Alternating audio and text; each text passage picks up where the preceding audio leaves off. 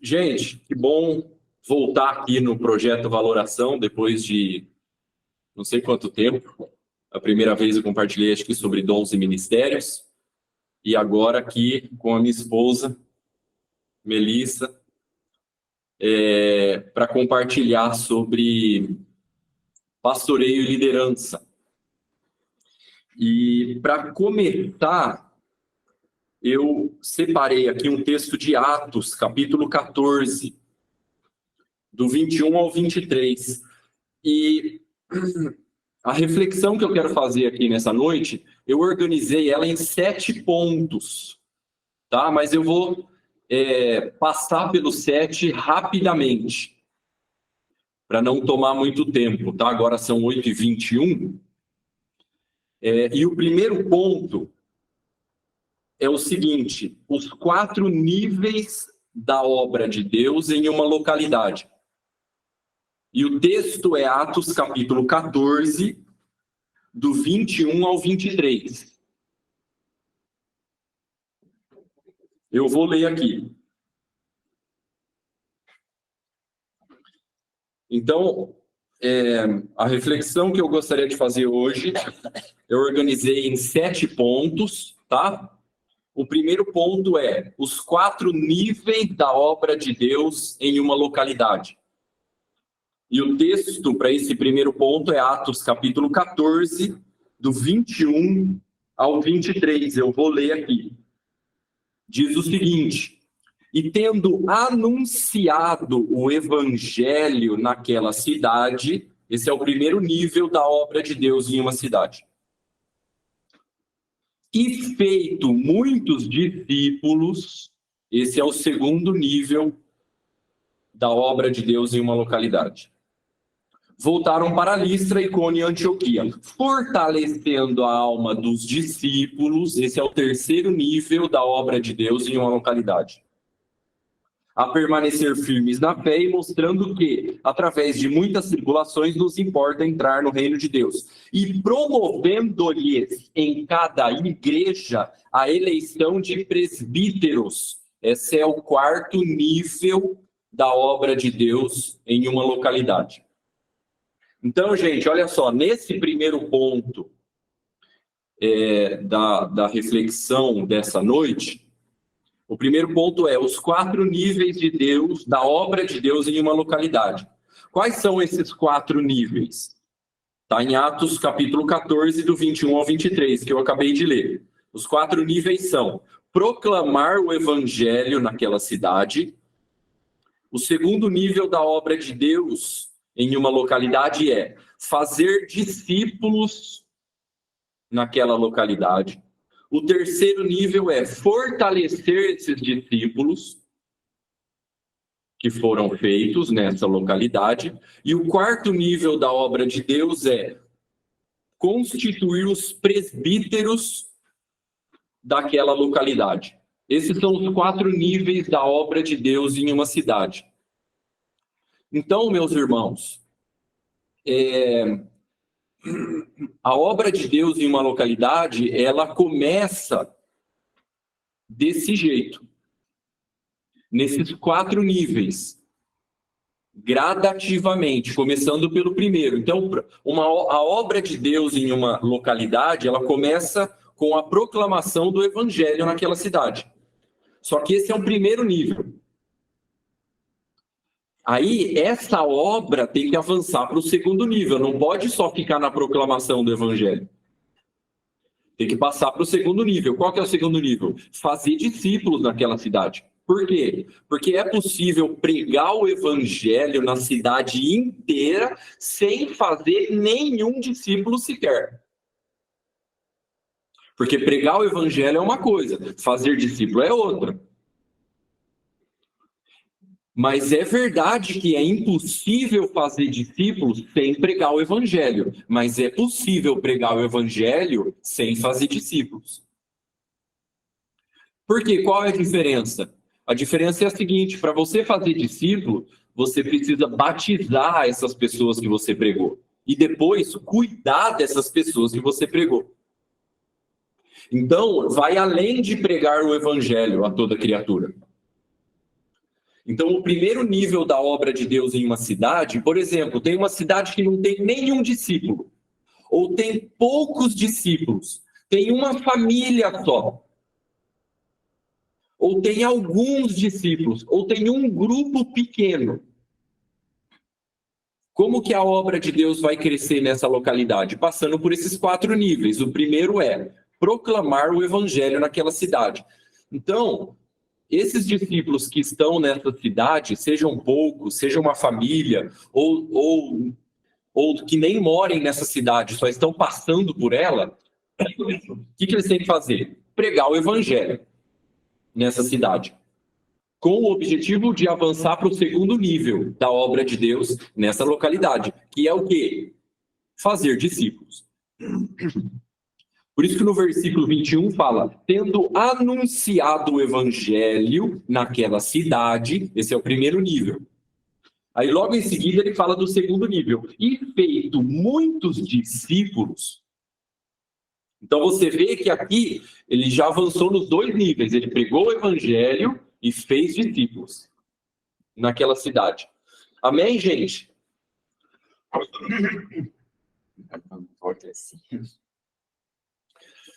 Bom, muito bem. O terceiro nível da obra de Deus em uma localidade é fortalecer a alma desses discípulos que foram feitos.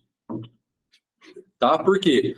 Porque esses discípulos recém-nascidos, eles são ainda filhinhos, estão muito vulneráveis. Eles precisam se alimentar, precisam ser fortalecidos, precisam amadurecer, precisam ser fundamentados, precisam ser consolidados, para que eles não se percam depois de ter nascido de novo. Tá? Então, o terceiro nível da obra de Deus em uma localidade é fortalecer a alma desses discípulos que foram feitos, desses discípulos recém-nascidos. E aí, a obra de Deus numa localidade, já tem uma localidade aí que já tem discípulos. Esses discípulos estão consolidados, estão fortalecidos. Então agora chegou o momento de constituir os presbíteros dessa localidade. E é interessante que aqui no versículo 23, ele fala presbíteros no plural. Por quê? Porque aqui existe um princípio de pluralidade na liderança.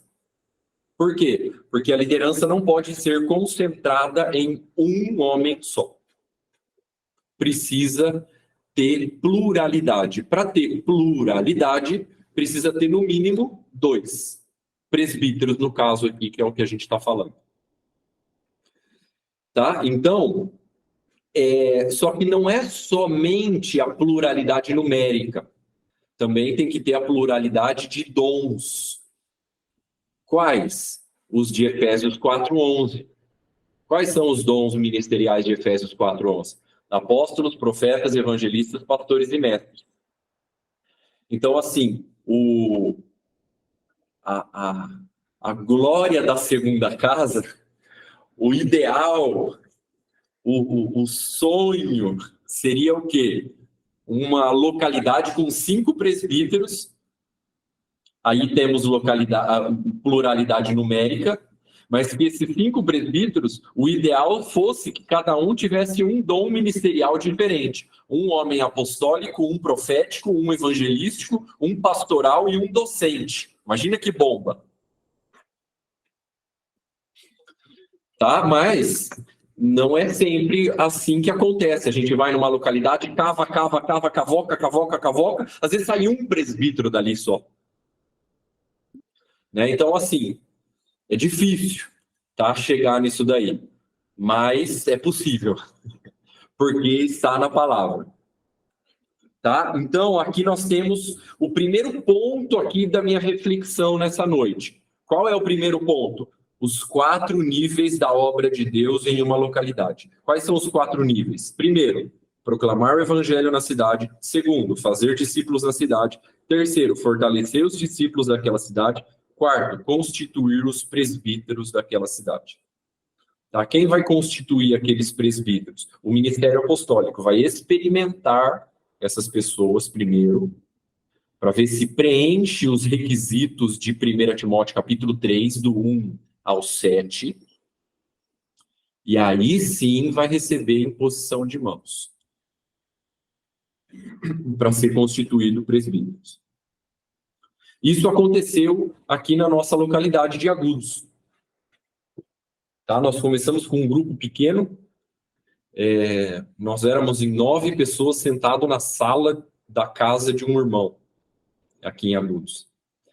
E hoje nós temos um presbitério de 5 homens, com as suas esposas, 3 presbíteros e 2 diáconos. Nós fomos experimentados, recebemos imposição de mãos em 2016, inclusive nós gravamos, está no meu canal no YouTube, já aproveito para fazer um merchan aqui do meu canal, quem quiser entrar lá, Márcio Torres, lá no YouTube, eu inclusive estou fazendo uma revisão dos fundamentos, propósito eterno de Deus, queda do homem, novo nascimento, porta, caminho e alvo. Está numa playlist lá no meu canal. E tem também o dia da nossa ordenação.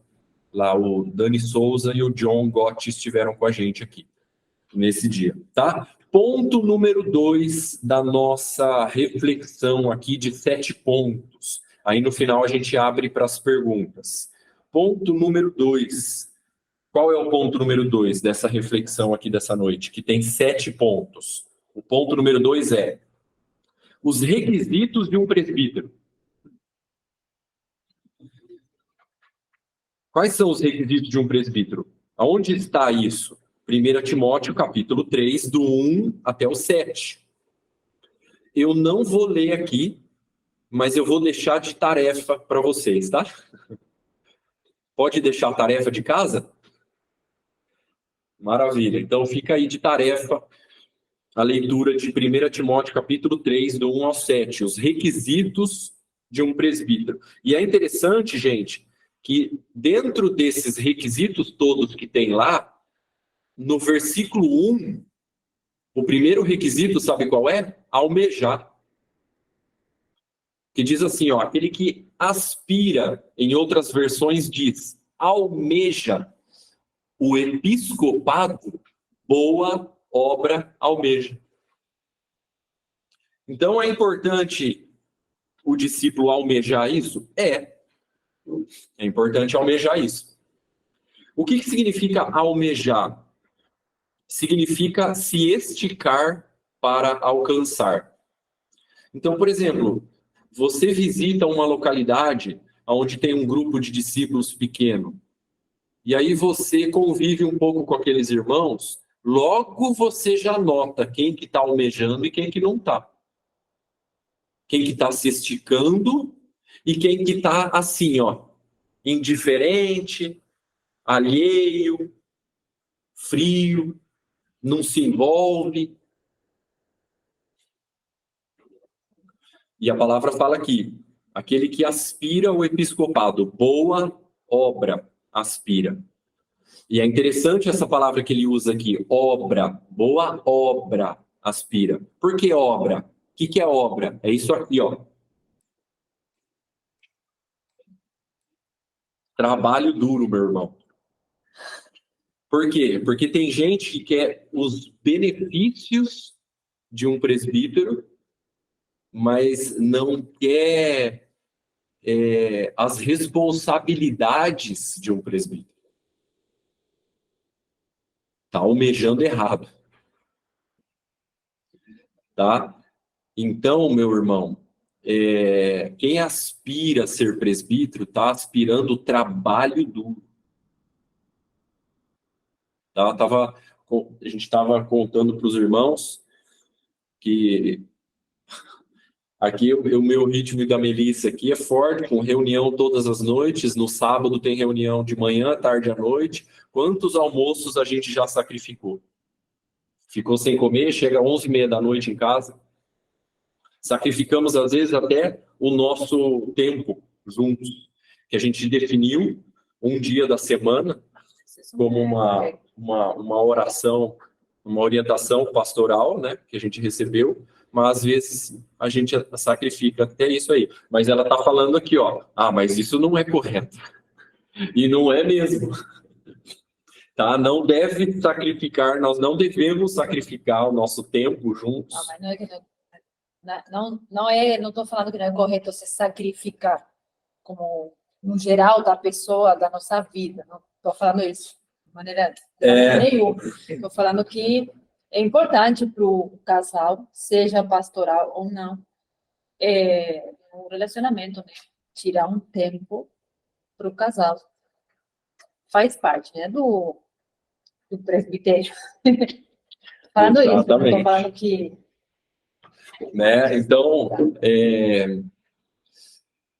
Então é importante, obviamente, a gente tirar o nosso tempo e não atender nenhum discípulo, não atender as demandas da obra, para que a gente, né, cultive o nosso relacionamento, dê manutenção. A gente faz isso, né? A gente tem o nosso dia na semana para isso.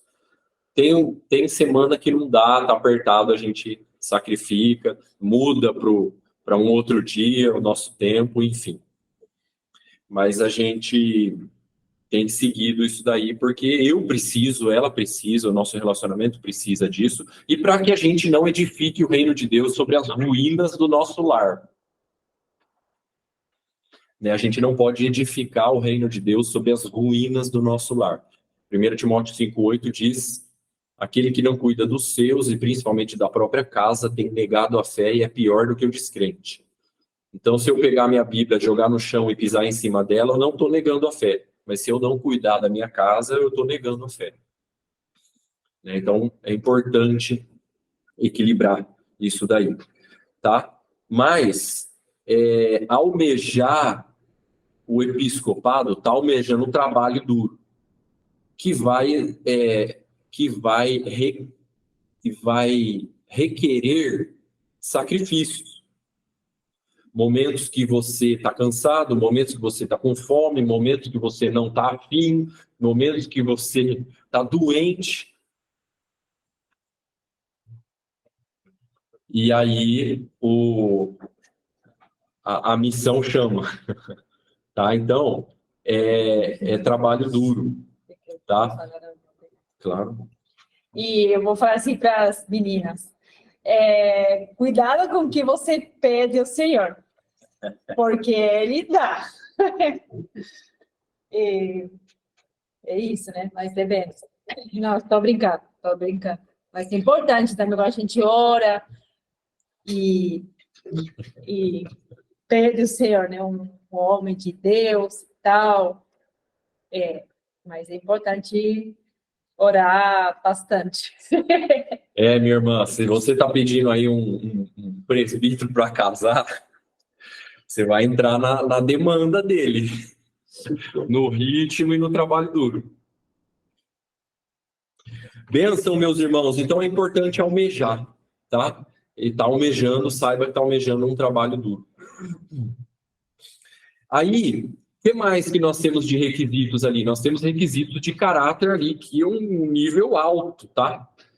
No texto de 1 Timóteo, capítulo 3, do 1 ao 7. E quem que vai observar? Quem que vai experimentar esses homens que estão almejando o episcopado? Os pastores deles, junto com o ministério apostólico. Tá? Eles precisam ser experimentados antes de receber a imposição de mãos. Tá? Eles não podem ser colocados na frente da batalha precipitadamente. Por isso que em 1 Timóteo capítulo 5, Paulo fala para Timóteo: não impõe as mãos precipitadamente. Senão é a mesma coisa de colocar Urias na frente da batalha, como Davi fez, que levou a primeira bala e morreu. Então você coloca um homem despreparado, sem experimentá-lo antes, ou até mesmo um neófito, na frente da obra, é suicídio. Ele está vulnerável a tomar a primeira espadada ali e cair. Tá? Então, tudo isso precisa ser observado. Amém, meus irmãos? Márcio, precisa ser casado para ser presbítero? receber a imposição de mão, ser presbítero. Essa é a regra. Tem exceção? Tem. Mas exceção é exceção. Regra é regra. Tá? Então, gente, olha só. A regra é que seja casado. Por quê? Para que ele cuide bem da sua casa e cuide bem da igreja de Deus, como fala lá em 1 Timóteo capítulo 3, tá? Mas tem exceções. Quais são as exceções bíblicas, Márcio? Jesus não era presbítero, mas está ali o seu exemplo, que não casou. Paulo, tá? Que funcionava no ministério apostólico, mas ele não era acompanhado de mulher, tá? Ou ele era divorciado, ou ele era solteiro, ou ele era viúvo. Né? Em 1 Coríntios capítulo 7, ele fala, eu quero que os solteiros e os viúvos fiquem igual a mim. Né? Então, mas alguns falam que ele é casado, por causa que ele era membro do Sinédrio, o requisito era ser casado, enfim, é uma longa história, eu não vou entrar nesses detalhes.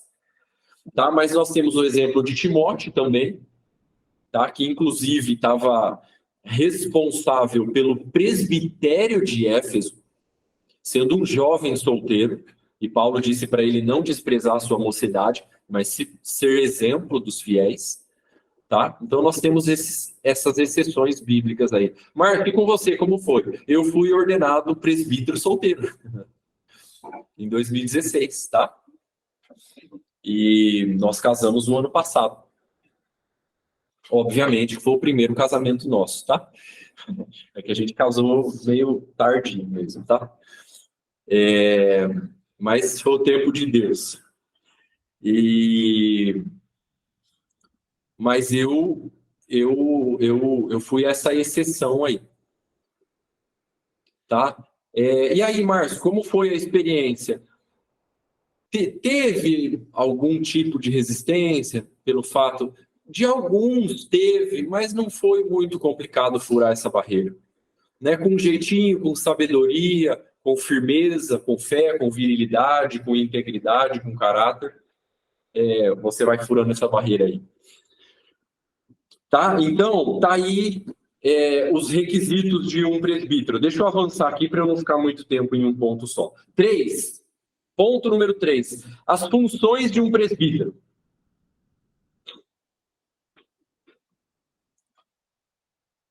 Ponto número 3. As funções de um presbítero. Atos 20, 28. O que ele fala lá? Atendei por vós e por todo o rebanho pelo qual o Senhor vos constituiu presbíteros para pastorear a igreja de Deus. Então está aí a função básica de um presbítero. Márcio, o que faz um presbítero? Para responder essa pergunta, a gente vai usar esse texto de Atos 20 e 28, tá? Mas a gente também vai usar o significado de presbítero. O que significa presbítero? Significa aquele que supervisiona. E significa também ancião. Qual é a aplicação desses dois significados? A aplicação é o seguinte. Primeira aplicação, aquele que supervisiona. Então, o presbítero, qual é a responsabilidade dele sobre a igreja? Supervisionar a igreja. Supervisionar o que da igreja? A sã doutrina, se tem heresia, desvios, a marcha da igreja. Zelar pela saúde, pela santidade, pela unidade. Supervisionar de um modo geral. Se responsabiliza também pela administração de finanças.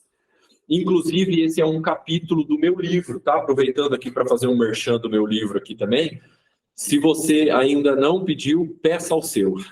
A Igreja e sua natureza original. São 13 capítulos. Um dos capítulos aqui eu falo sobre administração de finanças no presbitério local. Tá?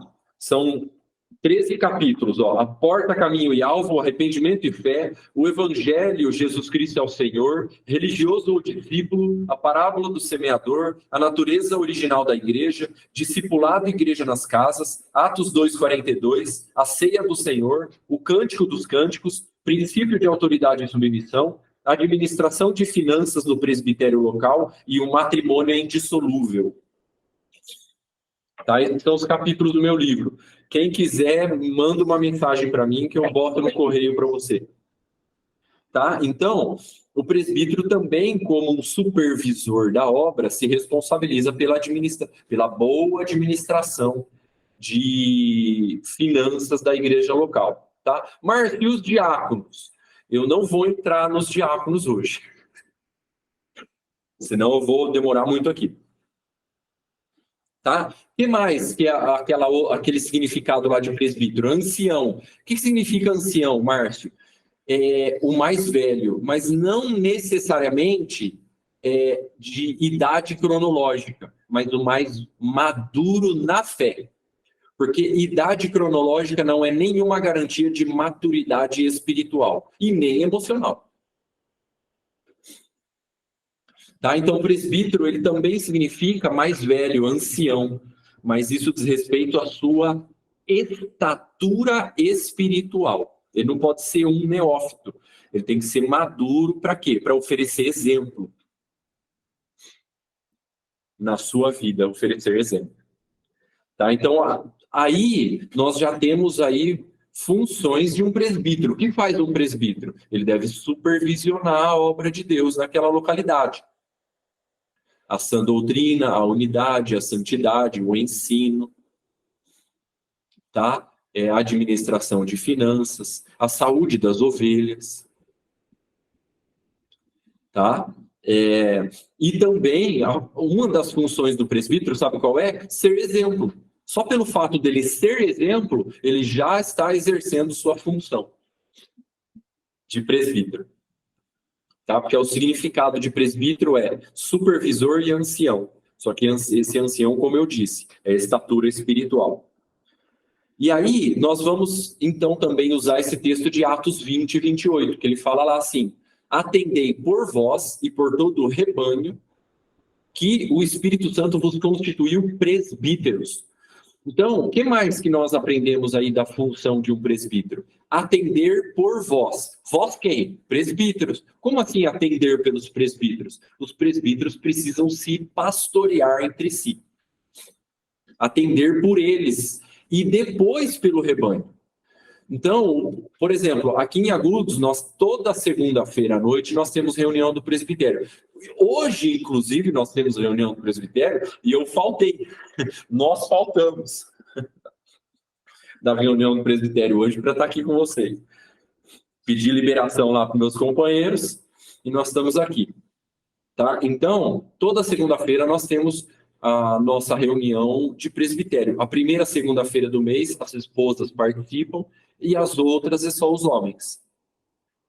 Tá? Na primeira segunda-feira do mês, as esposas compartilham aquilo que elas estão enxergando, a carga delas, aquilo que elas viram e nós não. Né? E aí, nas outras reuniões, a gente trata de solucionar essa demanda que elas trouxeram para nós. E, que mais? Atender por nós. Orar uns pelos outros, pedir ajuda uns pelos outros. Ter comunhão uns com os outros. E aí tem um grande desafio. Né? Essa comunhão, esse relacionamento entre os iguais. Tá? Então, função de presbítero também é pastorear os seus companheiros presbíteros. Por isso que fala em Atos 20, 28. Atendei por vós. E aí, o que mais que ele fala? E por todo o rebanho. Tá? Então, a gente está assim, de olho no rebanho. A gente está sempre com os nossos olhos nas ovelhas. Para saber como é que está, se está tudo bem. Claro, sem sufocar, sem invadir. Né? As pessoas são livres. Né? Mas a gente está à disposição. Né? Procura tomar iniciativas em direção às ovelhas, né? Chamar para perto, buscar, sem invadir, sem sufocar. Amém, meus irmãos? Ponto número 4. Uma coisa aqui muito importante. Ministério não é fonte de lucro financeiro nem emocional. 1 Timóteo, capítulo 6, versículo 5. Paulo fala para Timóteo lá que tem alguns que acham que a piedade é fonte de lucro. E o que eu quero dizer com isso? Gente, ministério não é fonte de lucro financeiro. Ah, eu não sei o que eu quero trabalhar, então eu vou ser presbítero para eu ter dinheiro e tempo. Não. Presbítero não é... Ministério não é fonte de lucro financeiro. Tá com o coração errado. Tá? É dinheiro fácil. Ah, viver de oferta. Ah... Não, irmão. Ministério não é fonte de lucro financeiro. A gente não entra no ministério para ter lucro financeiro. A gente não entra no ministério para ter dinheiro, não entra no ministério para ter dinheiro fácil, não entra no ministério para viver de doação. Não, irmão, nós somos a oferta.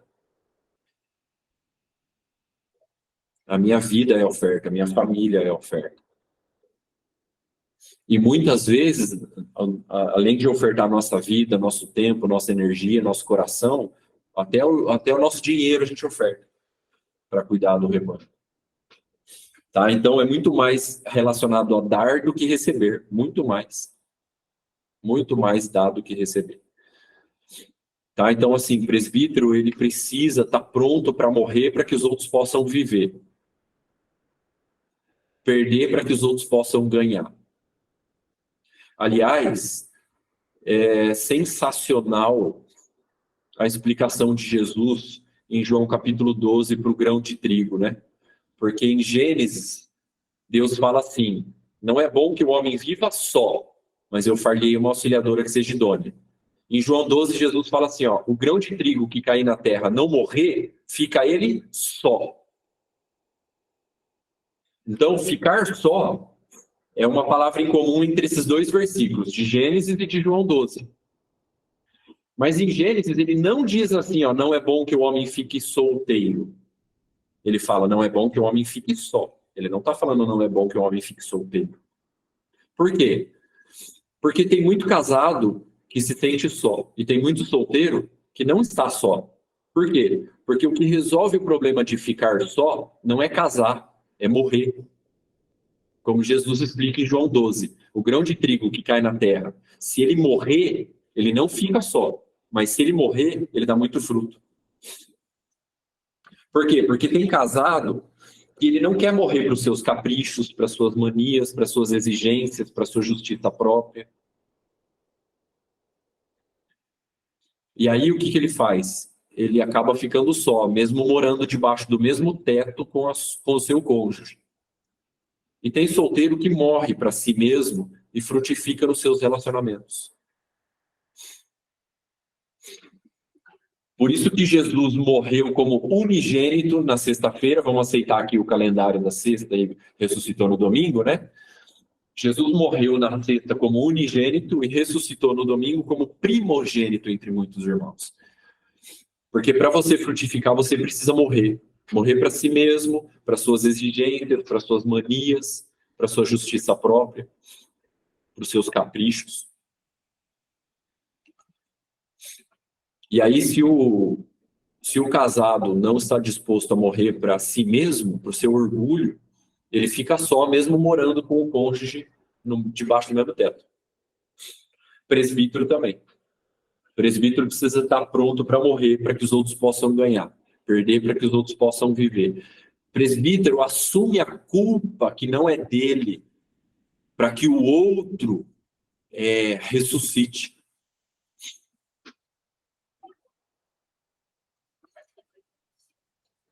Então, você começa a perceber que presbítero não é para menino, é para homem. E eu não falo aqui menino de idade cronológica, eu falo em menino e homem de maturidade espiritual e emocional. Amém, meus irmãos? Bênção demais. Quinto ponto. Acho que já deu 30 minutos já, não deu? Já deu aí 30 minutos. Eu vou avançar mais rapidamente aqui nos próximos, tá? Quinto ponto. Ser usado não é nenhuma garantia que somos aprovados. Descasca esse abacaxi aí agora. Chupa essa manga aí, ó. Ser usado não é nenhuma garantia que somos aprovados. 2 Timóteo capítulo 2, versículo 15. Qual é a referência do trigo mesmo? João 12. Deixa eu ver o versículo aqui. É João capítulo 12.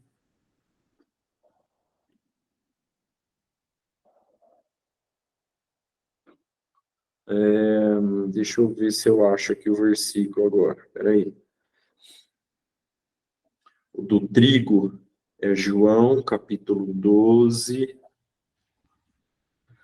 Deixa eu ver aqui. Ah, desculpa, eu achei que você tinha falado a referência certinha. Perdão, não Ah, preciso. versículo 24, Alana, achei aqui. João Obrigada. capítulo 2, versículo 24.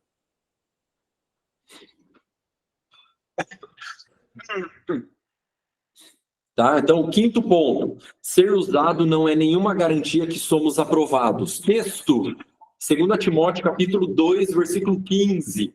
O que fala nesse texto? Paulo dá uma palavra apostólica para o seu filho na fé, Timóteo, dizendo o seguinte: procura-te apresentar a Deus aprovado e não usado. Por quê? Porque ser usado por Deus não é nenhuma garantia que nós somos aprovados por Ele. O próprio Jesus falou em Mateus 7, 21. Nem todo aquele que me chama de Senhor entrará no reino dos céus, mas só aquele que faz a vontade do meu Pai que estás nos céus. E aí ele continua dizendo: muitos me dirão naquele dia, nós profetizamos em teu nome, nós expulsamos demônios em teu nome, nós fizemos maravilhas em teu nome. E eu vos direi abertamente: aparta-te de mim, porque eu não vos conheço, pois vocês praticam a iniquidade. Então, o que aconteceu? Esses homens eram usados por Deus, mas eles não eram aprovados por Ele. Eles achavam que eles eram qualificados para entrar no reino dos céus porque eles eram usados. Mas eles foram desqualificados porque eles tinham desvios no seu caráter. Qual desvio? Eles estavam vivendo na prática do pecado. E isso desqualificou eles. Então, o que a gente aprende com isso? Mesmo que tenha um homem com muitos dons maravilhosos, ele pode ficar desqualificado para o ministério por não preencher os requisitos de caráter que Paulo estabelece na sua palavra apostólica a Timóteo, em 1 Timóteo capítulo 3, do 1 ao 7. Tá? Então, esses homens, nessa palavra de Jesus, em Mateus 7, 21 em diante, eles eram usados para profetizar, e a profecia acontecia de verdade. Não é que eles estavam jogando conversa ali em Jesus, mentindo, tentando argumentar, não. Eles profetizaram e a profecia aconteceu de verdade. Eles fizeram maravilhas em nome de Jesus, e no nome de Jesus que eles usaram, as maravilhas aconteceram de verdade. Eles expulsaram demônios em nome de Jesus, e os demônios foram expulsos mesmo.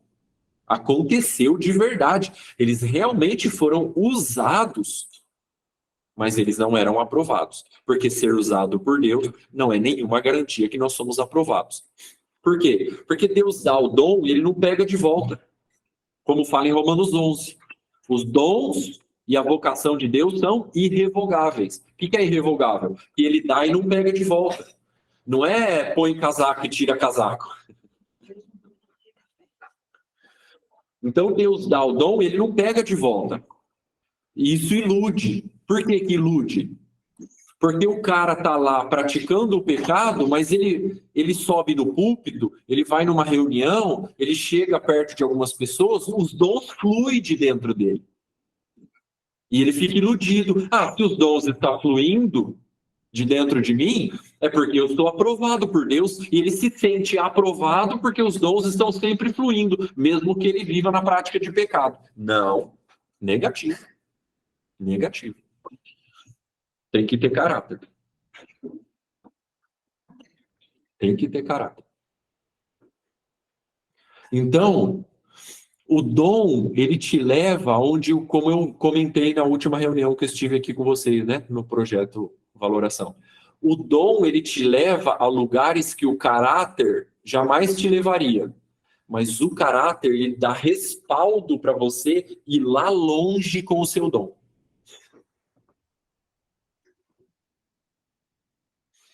Né? Eu lembro, e sempre quando eu falo sobre isso, eu lembro que no comecinho da minha caminhada, eu tinha 1 ano de convertido, uma irmã foi usada por Deus para dizer que Deus queria me usar no ministério da palavra. E entrou uma convicção forte no meu coração, a partir desse momento eu me debrucei em cima da palavra. E comecei a ministrar, e os irmãos alguns falaram, puxa, que preciosa palavra, Márcio, e tal, não sei o quê. Aí me convidaram para ir ministrar num retiro no Guarujá, e de lá eu recebi um convite para ir para os Estados Unidos ministrar, e eu fui nos Estados Unidos, depois Chile, Peru, e fui ministrando em vários lugares do Brasil, e o dom foi me levando a esses lugares. O dom que me levou a esses lugares, mas eu tinha um respaldo para eu ir nesses lugares com o meu dom. Qual respaldo? Caráter, santidade. Então, nós precisamos trabalhar no nosso caráter. Eu amo uma palavra de Paulo em 1 Coríntios, capítulo 9, se não me engano, versículo 26, que ele fala assim, ó, eu esmurro meu corpo e reduzo ele à escravidão, para que mesmo depois de eu pregar a muitos, eu mesmo não seja desqualificado. Ou seja, Paulo está admitindo que é possível ser usado a pregar o evangelho para muitos e mesmo assim ser desqualificado. E para que ele não caísse nesse erro, o que ele fez? Ele esmurrou o corpo dele e reduziu o corpo dele à submissão debaixo do senhorio de Cristo, para que a santidade do senhorio de Cristo se estabeleça no meu caráter. Amém, meus irmãos? Ponto número 6. Encargo com dom. Ponto número 6. Encargo com dom. Texto, Efésios 4:11. Ele mesmo concedeu uns para apóstolos, profetas, evangelistas, pastores e mestres. O que eu quero dizer com isso? Presbíteros e diáconos é um encargo. Mas esses irmãos que receberam a imposição de mãos para ser presbítero ou diácono, eles precisam ter convicção de qual é o dom ministerial deles. Ah, eu sou presbítero. Tá, parabéns. Mas e o seu dom ministerial é qual? Apostólico, profético, evangelístico, pastoral ou docente? Ah, eu recebi imposição de mãos para ser diácono. Parabéns. Mas qual é o seu dom ministerial que você carrega dentro de você? Apostólico, profético, evangelístico, pastoral ou docente? Por quê? Porque o encargo precisa ser acompanhado pelo dom. E nem todo dom é acompanhado por encargo. Por exemplo, nós temos um irmão aqui na nossa comunidade em Agudos que visivelmente ele tem o dom de mestre, de Efésios 4:11. Visivelmente ele tem o dom de mestre.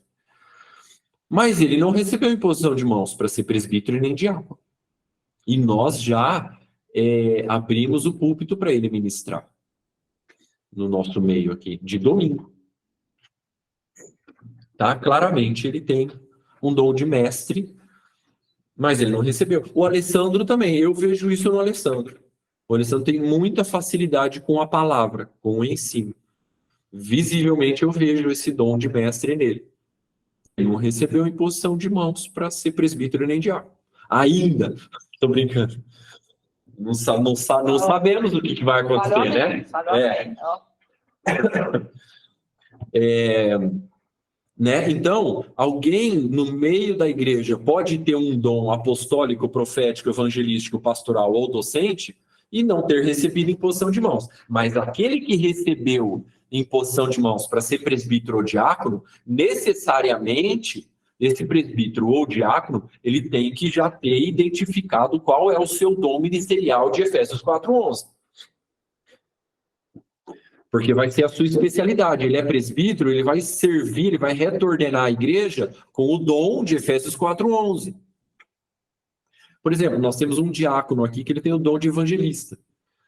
E ele fez um trabalho pioneiro entre nós que nunca foi feito. Ele mapeou um bairro de uma cidade, treinou a igreja inteira e enviou de 2 em 2 e evangelizou em um dia o bairro inteiro, enviando a igreja de 2 em 2. Os irmãos voltaram aleluiados. Amém, meus irmãos? Bênção demais. Olha só, não entre no serviço sem antes descobrir qual é o seu dom. Porque é o dom que te dá autoridade para desenvolver o serviço. 7. Formação de novos obreiros. Texto. Atos capítulo 6, versículo 3, e aqui eu encerro. Eu quero só pergunta difícil hoje, hein? Brincadeira. Ponto número 7 para a gente terminar. Formação de novos obreiros.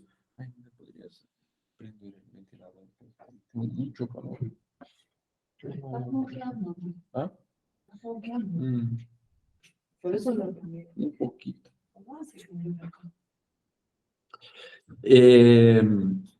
Ponto número 7. Formação de novos obreiros. Texto. Atos capítulo 6, versículo 3.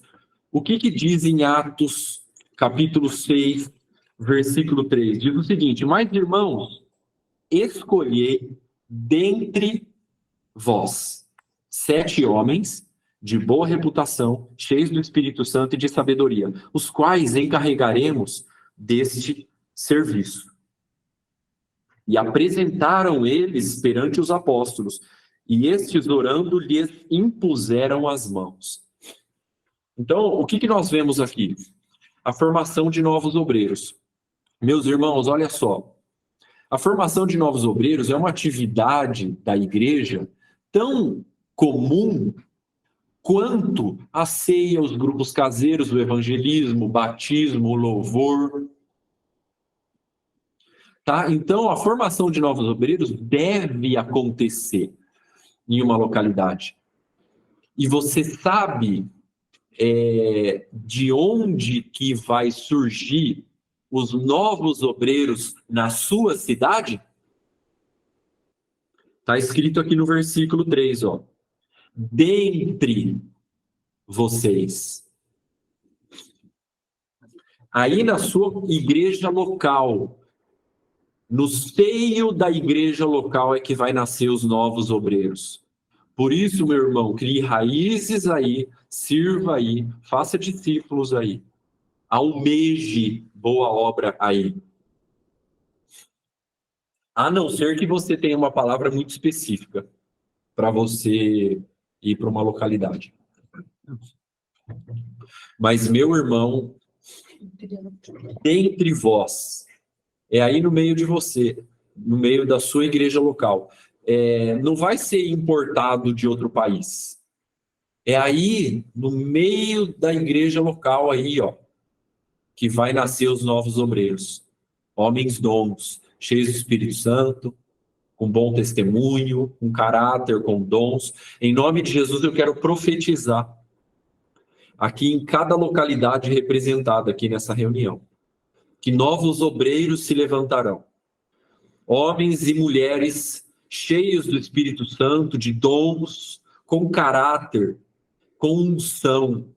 Em nome de Jesus, mestres, pastores, evangelistas, profetas, presbíteros, diáconos, em nome de Jesus, eu quero profetizar que na sua igreja local vai nascer novos obreiros, como diz a palavra, dentre vós, em nome de Jesus, e obreiras, em nome de Jesus.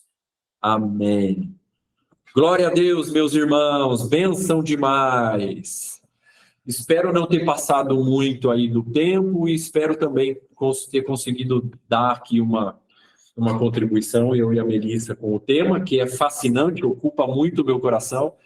O Matheus foi muito feliz em escolher esse tema para nós. Perguntas, só as difíceis. Senhora. A Melissa, ela vai compartilhar uma coisinha aqui. Só um minutinho, irmão. Rapidinho. Senhora. Bom, eu queria falar para as mulheres, que é a meninas, mais especificamente, né? Além de que o que eu já falei, brincando um pouco assim da oração, de orar muito, orar, pensar bem o que a gente está orando. Além disso, né? De ser um trabalho árduo, que nem a gente falou. Eu queria, mais assim, numa forma geral para as mulheres, não só para falar para as esposas de presbítero ou esposa de pastor, sei lá, que nesses dias que a gente está vivendo, eu acho assim muito importante para nós, as mulheres, em relação com tudo isso que o Márcio falou, como as mulheres vamos a contribuir nesse serviço, além de ser, como eu falei, pastor, presbítero e tal. Por quê? Porque, como ontem a gente estava falando num grupo, a gente precisa conhecer o tempo que a gente está vivendo. Deixa eu ver se 32, ó. Conhecedores da época para saberem o que Israel devia fazer. E por quê? Porque como mulheres, se a gente vai para a Bíblia, a gente vê que, em caso da mulher virtuosa, por exemplo, é uma mulher que faz muita coisa, mas não é a mulher que hoje a sociedade, que hoje os tempos nos estão mostrando. É tudo o contrário. Então, é muito importante voltar para a mulher da Bíblia, a mulher da palavra. E eu recomendo uma releitura de Provérbios 31 para as mulheres. Por quê? Porque aí eu recomendo muito as meninas orarem nessa leitura. Porque, por exemplo, eu separei aqui um texto que fala, né, em Provérbios 31, 26. Também por quê? Porque o Senhor falou muito comigo também nesse tempo, e está falando ainda, trabalhando muito comigo, nesse texto que fala assim: fala com sabedoria, e a instrução da bondade está na sua língua. E por quê? Porque se você olha para o mundo, a cultura que a gente está vivendo, fala tudo o contrário. Fala que a mulher pode, que a mulher é aquilo e aquilo. Mas claro que pode falar. Mas a Bíblia fala que nós, como mulheres, e isso aqui é uma questão que eu vou falar assim, e também, assim como esposa do Márcio, que eu estou aprendendo também, para aprender assim, a gente precisa saber quando falar e quando se calar. Mas porque a Bíblia fala que nós nos enxergarmos como uma mulher que fala com sabedoria. E a instrução da bondade está na sua língua. Então, eu quero deixar isso aí, porque, assim, numa maneira geral, a gente está servindo e, como primeira coisa, falar com quem? Falar com, nesse caso, de mim, o meu marido. A primeira coisa, o primeiro ministério da mulher não é assim, vamos falar... Fora, é dentro. É fora, não é dentro. Edificar a casa. Edificar a casa. Então, queria deixar isso para as meninas. Tá bom?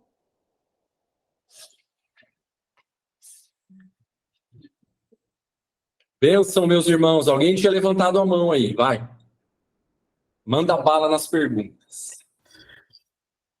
Márcio, primeiramente, eu admiro muito tua vida, mano.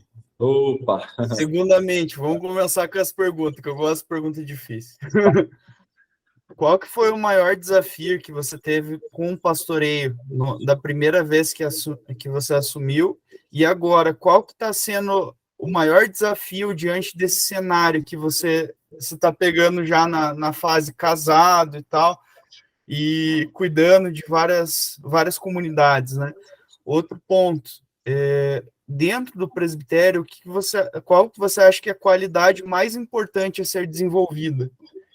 E a terceira e mais importante, qual é a diferença dentro dessa questão de evolução, maturidade que tu sentiu dentro do desenvolvimento do teu ministério a partir do momento de você ser uma só carne?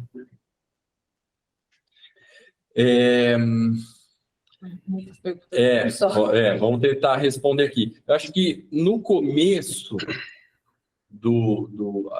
é que assim, antes de receber a imposição de mãos, eu já estava viajando muito, ministrando, saindo, né? Então, depois da imposição de mãos, não foi muita novidade, assim, né? Porque eu já estava funcionando, viajando muito desde 2013. Eu recebi a imposição de mãos em 2016. Né, já cuidando de discípulos há muitos anos, né, desde 2004, cuidando de discípulos. Então, não foi assim muita novidade no que diz respeito assim às funções ministeriais e tal. Mas no começo, ali depois da imposição de mãos, a maior dificuldade, sem dúvida, foi o relacionamento no presbitério. O sincronismo entre nós. Somos muito diferentes uns dos outros. Nós somos em 5 homens ali no presbitério, com as suas esposas, e a gente é muito diferente um do outro. Então, o sincronismo que exige esse companheirismo foi, sem dúvida nenhuma, o maior desafio. Hoje, o maior desafio é tempo. 7 dias na semana, 24 horas no dia é muito pouco. Muito pouco. Muito pouco. Foi-se o tempo que eu marcava uma reunião por noite, agora tem que marcar 2, 3. Né? Então, assim, é muito pouco. 24 horas é pouquíssimo, 7 dias na semana é pouquíssimo, 30 dias no mês é pouquíssimo, 375 dias no ano é pouquíssimo. Por quê? Porque a demanda é muito grande. E a falta de trabalhadores também. Então, assim, às vezes a gente fica almejando tanto aí o ministério e tal, mas, rapaz, se souber, a demanda é muito grande. Então, hoje, com certeza, o maior desafio é o tempo. O tempo é curto para atender a demanda, que é muito grande. A característica são várias, né? São várias as características principais. É difícil, não dá para destacar uma, né? Porque assim, você vai precisar de muita paciência, muita flexibilidade para você conviver no relacionamento em um presbitério, com homens diferentes. Mas você também vai ter que ter muita santidade para você não cair em um pecado de imoralidade. Porque o estrago é maior.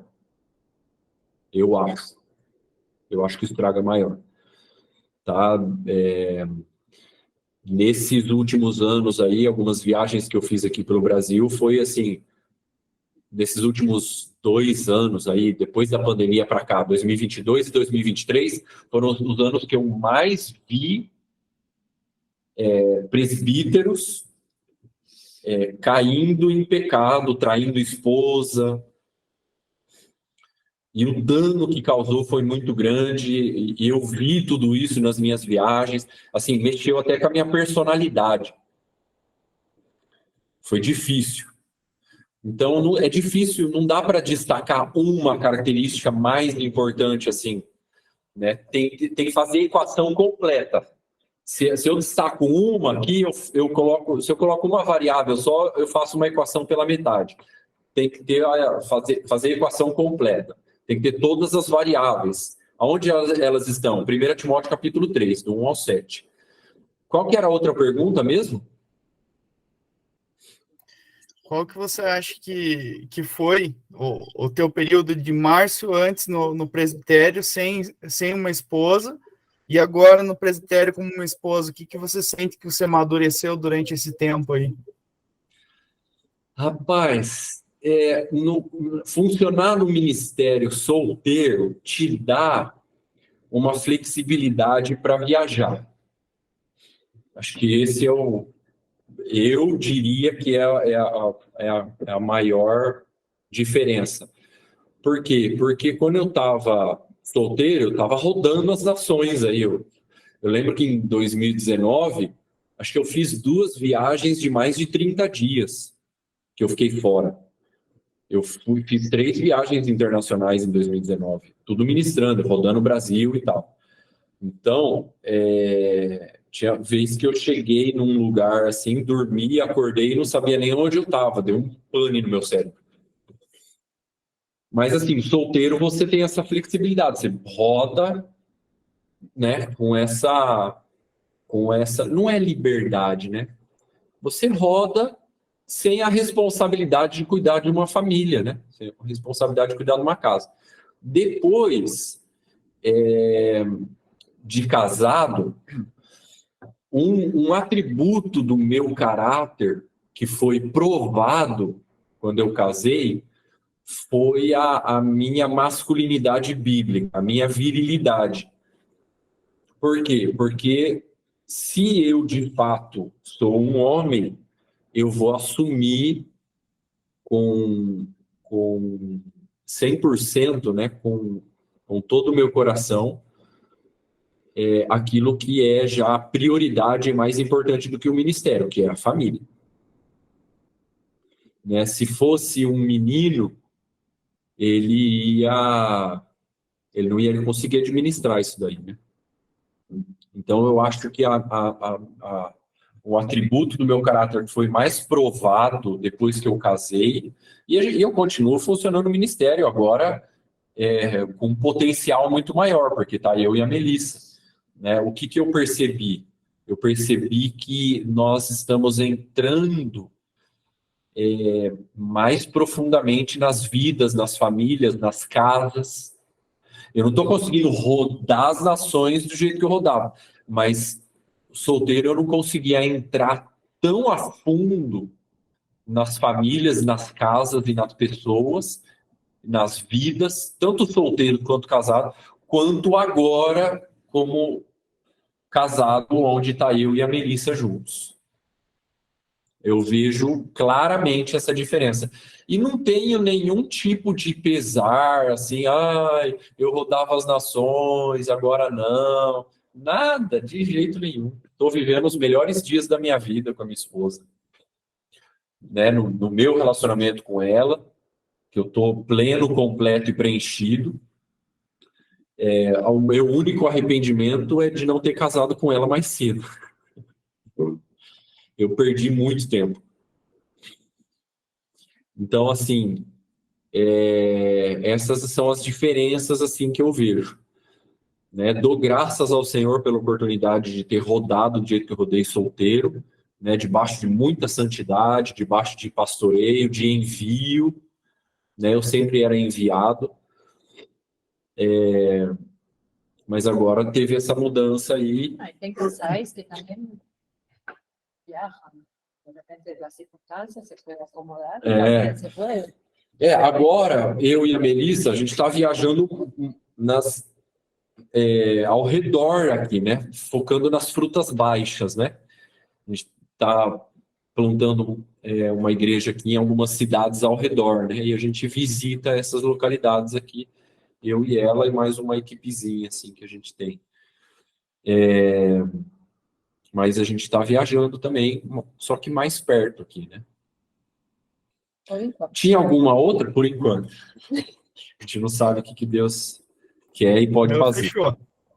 Fechou, top. Bênção, meu irmão. Top as perguntas. Diga, senhor Alessandro. Então, Tchê, o que acontece? Dentre as perguntas, na questão de levantar novos obreiros, qual que tem sido a maior dificuldade? Por exemplo, um dos pontos que eu sempre te escuto falar é de uma masculinidade muito emasculada ou frágil. E o quanto isso tem afetado na ordenação de novos obreiros no meio da igreja.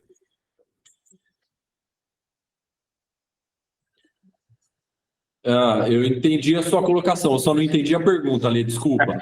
Como isso tem afetado na hora de fazer a ordenação de novos obreiros dentro do corpo de Cristo? Como essa situação externa tem afetado os irmãos? A igreja, desgraçadamente, tem falta de homens.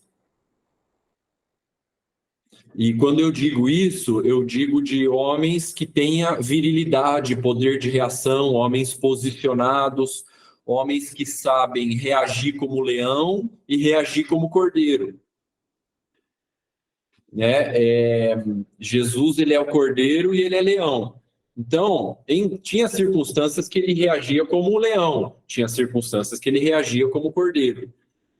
Então, um homem completo é aquele que sabe reagir como leão na hora certa e reagir como cordeiro na hora certa. Então, com a minha família, com a minha esposa, eu sou um cordeiro. Mas com o pecado, com a concupiscência da carne, com a ideologia do mundo, com a ideologia de gênero, com o aborto, com tudo aquilo que é anticristo, com o diabo, eu sou um leão. Então, nós precisamos de homens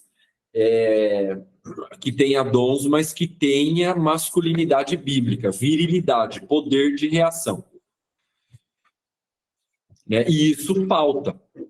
Você vê homens iguais Pôncio Pilatos. O que Pôncio Pilatos fez diante de uma situação difícil entre escolher Jesus e Barrabás? Lavou as mãos. O que é isso?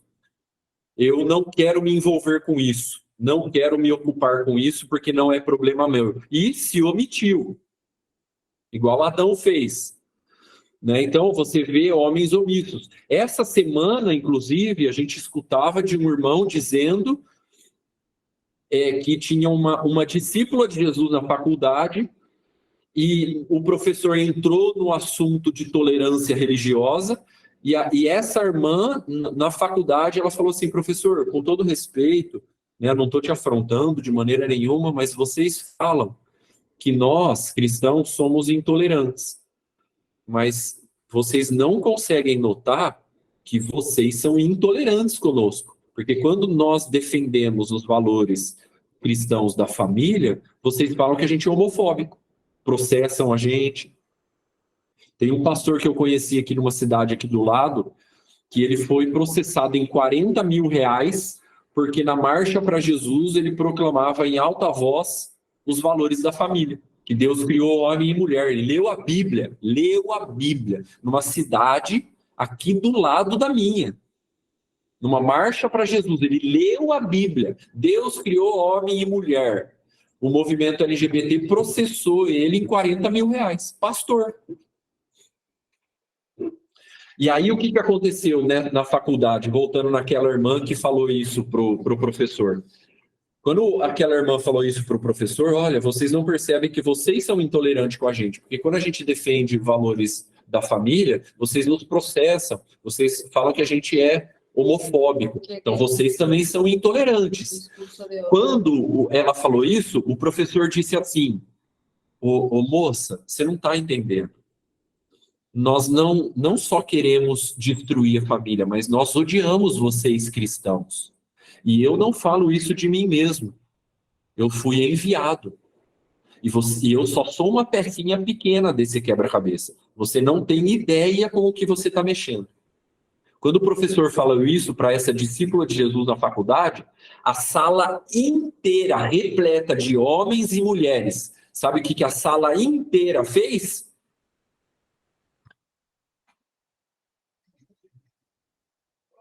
Lavou as mãos. Não teve um homem para levantar e falar assim: ô professor, peraí, não é bem assim a coisa. Entende? Então, assim, os homens hoje, eles estão emasculados, eles estão acadelados, eles têm um amor feminino por Jesus. Eles são mais parecidos ao ursinho carinhoso do que o filho da leão da tribo de Judá. Porque eles não se posicionam, eles têm medo. Eles não têm virilidade, eles não têm poder de reação. Eles estão castrados. Então, aí você ordena um ursinho carinhoso pro ministério para você ver o que vai acontecer. Você mata esse ursinho carinhoso. Vai morrer. Ele não vai aguentar. Porque vale mais aquele que suporta do que aquele que conquista. As pessoas falam assim, ai, é meu sonho funcionar no ministério, eu quero funcionar no ministério, recebi imposição de mãos, agora eu sou presbítero. Eu digo assim, parabéns pela sua conquista, mas você tem fibra para suportar o ministério? Porque não é fácil. Consegui responder, seu Alessandro? Letícia levantou a mão. Oi, boa noite. Consegue me ouvir? Consegue. Não conseguimos te ver. Tem uma pergunta para Melissa.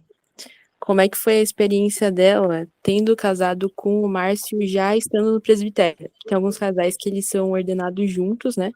Mas como é que foi a experiência para ela tendo casado com ele já estando ali na liderança? ¿No qué? Estando en el liderazgo. ¿Cómo que fue tu experiencia en casarse con alguien que ya estaba en el liderazgo? Vamos ver se eu consigo responder, Letícia. Bom, um pouco já eu falei, que nem eu falei, né? Eu estou aprendendo, assim, na verdade é assim, um dia, porque, assim, quando eu estava, a gente foi um retiro aqui em Agudos, que estava lá a Selma, a esposa do Daniel, não? Souza. Aí a gente estava conversando, tinha mais esposas dos outros pastores, presbíteros aqui, e aí naquela conversa aí saiu, eu acho que ela me perguntou como, mais ou menos assim, que nem você perguntou. E aí, eu falei, é um desafio, falei, sim. E eu lembro também que uma amiga, uma irmã lá na Argentina, falou, mas você... E eu quero pegar aquilo como um exemplo. Ela falou assim, você se sente preparada para casar com uma pessoa que já é pastor e tal? E eu falei, não. Assim, falei, não. Por quê? Porque eu achei assim, que se eu falava, eu estou preparada, assim. Aí eu acho que já eu comecei errado, né? Porque assim, e aí, voltando para o que a Selma, a esposa do Daniel Souza, falou para mim, ela falou de um ministério da mulher, que nem eu falei agora aqui na nossa reunião também, que a primeira coisa é a edificação da nossa casa. E aí, ela falou isso aí, eu fiquei pensando, orando, e é uma aprendizagem, dia com dia. Porque, assim, eu achei que... Assim, eu achei bem interessante isso daí. E seria esse o nosso primeiro ministério. E também, que nem a Bíblia fala, que o Espírito da verdade é em João 14. Fala que o Espírito Santo, a pessoa do Espírito Santo fala que ele vai falar todas as coisas. Na verdade, fala que vai ensinar todas as coisas. Nesses dias, eu estou orando muito nessa palavra. Eu acho que assim, para qualquer mulher que se preparar nesse caminho, que almeja, né, essa obra, é assim, é isso. E também eu achei assim muito da parte de Deus essa palavra para mim. Mas, claro, eu almejava, assim, eu orava. Eu acho que até, eu vou falar assim, uma história assim, pessoal, eu até orei uma vez pelo Márcio, com assim, nome e sobrenome, porque eu conhecia a ele, mas a gente não se conhecia muito pessoalmente, e uma vez eu orei por ele. E eu sabia, claro, que ele já era pastor. É claro, a gente ora, mas às vezes a gente não tem como saber o futuro. Só a gente fica nas mãos de Deus, orando e procurando, claro, porque eu já servia lá na igreja, na congregação, na comunidade em Buenos Aires. Eu almejava aquilo, sabe? Eu tinha numa época teve um grupo de meninas, a gente lia a palavra, discipulado e tal. Mas, enfim, seria isso. Mas que eu vou falar assim, vou falar para você. Nós somos um, mas cada um é uma pessoa diferente. E eu acho que isso aí é aquela sinergia, sincronia que faz funcionar muito melhor o ministério. Por quê? Porque eu não preciso ser Márcio em mulher, e ele não vai ser Melissa em homem. Cada um, e aí aquilo se complementa, vai se complementar, porque a Bíblia fala que a gente é um, mas cada um é feito por Deus de um jeito diferente, né? Eu queria falar isso. Não sei se consegui responder, que nem o Márcio fala. Para qualquer mulher, qualquer moça, qualquer menina que almeja o ministério, né? Eu recomendo que fique orando, procurando a palavra, mas não desista. E agora que assim, vocês são jovens, fiquem, aproveitem esse tempo que tem para servir, para ficar procurando as coisas de Deus, para ficar nas boas obras, que nem a palavra fala, né?